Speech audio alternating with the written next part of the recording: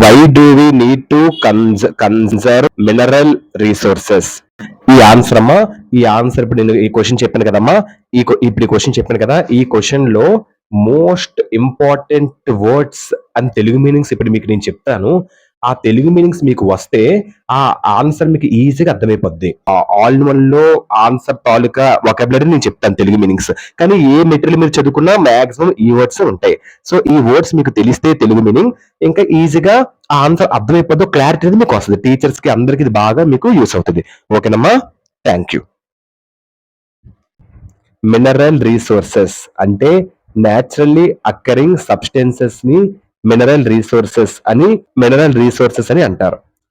Conserved అంటే సంరక్షించబడింది.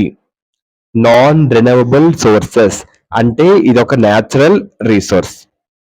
Consumption rate అంటే rate at which substances is consumed by organism, అదే consumption rate అని అంటారు.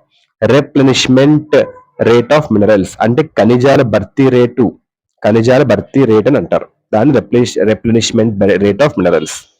ఎకనామిక్ గ్రోత్ అంటే ఆర్థిక వృద్ధి. అన్ఈవెన్లీ అంటే నాట్ కన్సిస్టెన్స్, ఎత్తు పలంగా అంటారు కదా అలా. పంపిణీ చేయబడింది. మెయింటైన్ పోషించు.